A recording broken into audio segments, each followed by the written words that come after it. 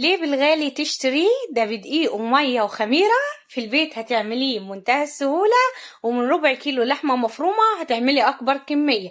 هينفع في المصايف وينفع كمان للتفريز. لايك وشير لو عجبكم الفيديو، وصلوا على رسول الله عليه أفضل الصلاة والسلام. وتعالى أقولك إزاي تعملي أكل المطاعم في البيت لأولادك بمنتهى السهولة.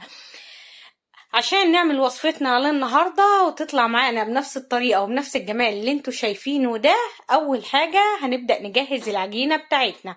فعندي هنا 3 كوبايات من الدقيق، هبدأ انزل عليهم بمعلقة صغيرة مليانة من الخميرة الفورية. هننزل كمان بمعلقة صغيرة ممسوحة من الكيك شيف او البيكنج باودر. عندي هنا معلقة صغيرة ممسوحة من الملح، ومعلقة صغيرة مليانة من السكر. بقلب المواد الجافة مع بعضيها كويس قوي، وهنا بنزل ب3 معالق كبار من الزيت. بعد كده نزلنا بمعلقة كبيرة من الخل، وهننزل هنا بكوباية من المية الدافية. الكوباية دي نفس الكوباية اللي عيرت بيها الدقيق. بنسمي بسم الله وبنبدأ نعجن العجينة بتاعتنا. كوباية المية هتلم معايا بالظبط ال3 كوبايات دقيق، وهتديني عجينة طرية اللي انا محتاجاها في الوصفة. الدقيق اللي بستخدمه ده دقيق سايب من عند العطار، بيتباع بالكيلو. عجنتها كويس قوي لحد لما ادتني عجينة ملسة وناعمة، وبتخلع من الطبق بمنتهى السهولة. برش رش الدقيق، وبنبدأ نلم العجينة بتاعتنا على بعضيها كويس قوي. شايفين ملمس العجينة ممتازة. عندي هنا طبق ارش رش الدقيق، وبنحط العجينة ونرش عليها كمان رش الدقيق من فوق. بغطيها بكيس بلاستيك وبسيبها معايا لحد لما تتخمر. طبعا بما اننا في الصيف بتاخد من 25 ل 30 دقيقة تخمير. هنبدأ نجهز الحشوة بتاعتنا. عندي ربع كيلو من اللحمة المفرومة. عندك ليا ضاني انزلي بيها، ما عندكيش انزلي بمعلقة كبيرة من السمنة. عندي هنا بصلاية وسط، وممكن تحطي بصلاية كبيرة لو انت حابة تزودي كمية البصل. فرمتها خشن بالطريقة دي، يا اما تقطعيها على ايدك بالسكين، يا اما تفرميها في الكبة فرمة خشنة. ما ينفعش تبشريها على المبشرة عشان ما تنزلش مية. وعندي فلفل اخضر مقطعاه مكعبات صغيرة، وطماطمايه وسط لحم بدون بذر، يعني شلت البذر اللي جواها. نزلت بمعلقة صغيرة مليانة من الملح، معلقة صغيرة من الكزبرة الناشفة، ومعلقة صغيرة من الفلفل الاسود. وهي دي التوابل بتاعتنا.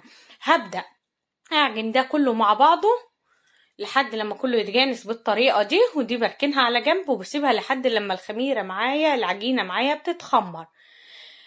طبعا الطبق كبير وكمية العجينة قليلة، فهي اتخمرت زي ما انتوا شايفين. على الرخامة رشيت رشة دقيق. بدأت اقطع العجينة بتاعتنا لكور وسط، يعني ولا هي كبيرة اوي ولا هي صغيرة اوي. ببدأ ألمها كويس أوي من تحت، وبشيل الزيادة طبعا بنعم الوش، وببدأ أحطها على الدقيق، وبقطع الكمية اللي معايا بنفس الطريقة. ادتني بالظبط 12 رغيف، واللحمة كورتها على قد برضو العجينة 12 كورة. بنبدأ ناخد الكورة بتاعتنا، ببدأ رش الدقيق، وبنبدأ نبطط العجينة وارش عليها رش الدقيق من فوق، وبنبدأ نفردها على شكل دايرة. بس كده. باجي بالكورة كده بحطها في النص. ببدأ اخد كده الجنبين على بعض في النص، اديهم تدبيسة. ببدأ اخدها لتحت، والجزء التاني منه ببدأ اجي في النص هنا اسحبه زي ما انتوا شايفين طريقة التشكيل. مهما اشرح لكم مش هتوصل لكم المعلومة، بس انتوا شايفين طريقة التشكيل عاملة ازاي. في الاخر بيديني شكل المثلث اللي انتوا شايفينه ده.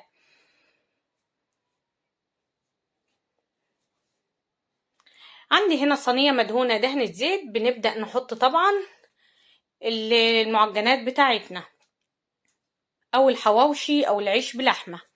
فردت التانية بنفس الطريقة. ولو حابة تدلعي اولادك ممكن تحط كمان حبة من الجبنة الموزاريلا.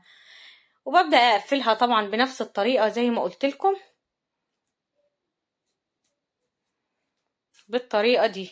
كمان في طريقة تانية للتشكيل. بنحط اللحمة وبنحط حبة من الجبنة الموزاريلا. بجيب الجنبين دول ادي تدبيسة في النص، والجنبين التانيين تدبيسة في النص، بيديني شكل المربع.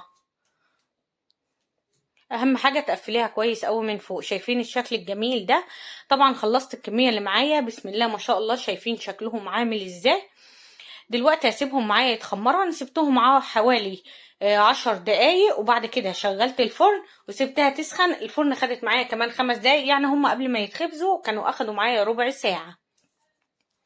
عندي هنا بيضة، طبعا حطيت عليها رشة من الملح ورشة من الفلفل الاسود ونقطة من الخل عشان تشيل اي ريحة زفارة للبيض. ضربتهم مع بعض وبدأت ادهن وش الحواوشي بتاعنا او العيش بلحمة بالطريقة اللي انتوا شايفينها دي. لو حابة ترش حبة البركة، القيمة الغذائية بتاعتها عالية جدا. رشيت على الوش، ودلوقتي انا الفرن عندي شغال على اعلى درجة حرارة.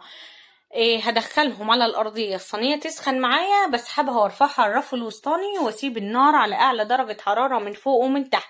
لو النار عندك بتاعة فرن البوتاجاز عالية جدا وبتحرق معاك الحاجة، يبقى انت هتخلي النار من فوق ومن تحت وسط. هي اخدت معايا بالظبط 10 دقايق. عندك من 10 دقايق ل 12 دقيقة تسوية في الفرن، وبتطلع معاكي بالجمال والحلاوة اللي انت شايفاها دي. شغال عليها من فوق ومن تحت. اول ما بتطلع بغطي عليها بس بفوطة دقيقتين واشيلها من الصينية بمنتهى السهولة. شايفين شكل المعجنات بتاعتنا النهاردة عاملة ازاي؟ والله العظيم طعمها حلو قوي، التتبيله بتاعتها مظبوطه، وصفه سهله وسريعه مش هتاخد وقت خالص. ممكن تعمليها وتسيبيها تبرد وتفرزيها في اكياس لاولادك في الفريزر لو طالعه المصيف. دي وصفه مشبعه جدا للاولاد وسهله وسريعه، غير لما يشتروها من بره هتبقى غاليه جدا. الجبنه معايا سايحه والوصفة طعمها حلو قوي. اعملوها بنفس المقادير وامشوا على نفس الطريقة، وانت هتعملي احلى وصفة عيش بلحمة او حواوشي لاولادك في البيت. وصفة معجنات سهلة وسريعة وما بتاخدش وقت خالص معاكي. شايفين من جوه العجينة مفرغة ازاي، والجبنة معايا سايحة. فلايك وشير لو عجبكم الفيديو، وصلوا على رسول الله عليه افضل الصلاة والسلام.